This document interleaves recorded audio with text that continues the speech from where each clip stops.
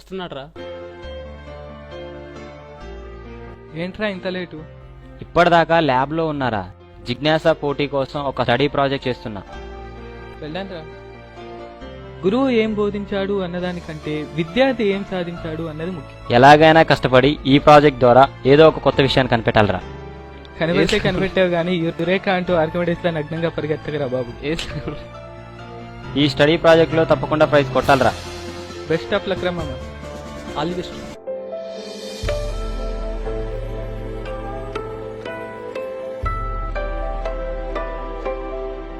Hi, పద కూర్చుందాం.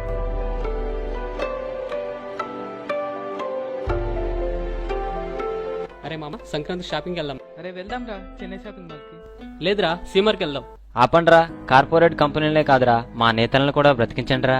పోచంపల్లి, గద్వాల, సిరిసిల్ల నేతలను రాత్రింబగళ్ళు కష్టపడి నేసిన వస్త్రాలను కొనే దిక్కు లేక, తినడానికి తిండి లేక ఆత్మహత్య చేసుకున్నారు. పోయిన నెల మా బాబాయ్ కూడా ఆత్మహత్య చేసుకున్నాడురా. బాధపడకురా.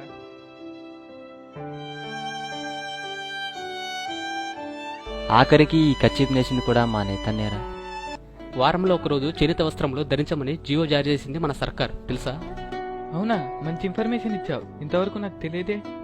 ఆనాడు బ్రిటిష్ వాళ్ళ ఆదాయానికి అడ్డుకట్ట వేయడం కోసం గాంధీజీ విదేశీ వస్త్రాలను బహిష్కరించాడు. ఇప్పుడు మా నేతన్నలను ఆదుకోవడం కోసం చేనేత వస్త్రాలను ధరిద్దాం. నువ్వెన్నైనా చెప్పరా, సినిమా హీరోలా నేను జీన్సే వేస్తా. అందుకే నీలాంటి వాళ్ళ వల్ల వృత్తులు బ్రతకడం లేదు, వృత్తిని నమ్ముకున్న మనుషులు బ్రతకడం లేదు. ఫ్యాషన్ మోజులో పడి సౌందర్యానికి ఇంపార్టెన్స్ ఇస్తున్నారు కానీ సౌకర్యానికి ఇంపార్టెన్స్ ఇవ్వట్లే. సహజ సిద్ధమైన చేనేత వస్త్రాలు అన్ని రకాలుగా శరీరానికి మేలు కలిగిస్తాయి. అంతేకాక చేనేత వస్త్రాలు పర్యావరణ హితమైనవి. బతకడం అంటే నువ్వు నేను బతకడమే కాదు, కుల వృత్తులు చేసే ప్రతి ఒక్కరూ హాయిగా బతకాలి. అందుకే మనం ఎప్పుడూ చేనేత వస్త్రాలనే ధరిద్దాం. ఒక కుటుంబం మొత్తం చేనేత వస్త్రాలు ధరిస్తే ఒక నేతన్న కుటుంబం 10 కాలాల పాటు చల్లగా ఉంటుంది. పదండ్రా, ఇప్పుడే ఖాదీ బండార్కు వెళ్దాం.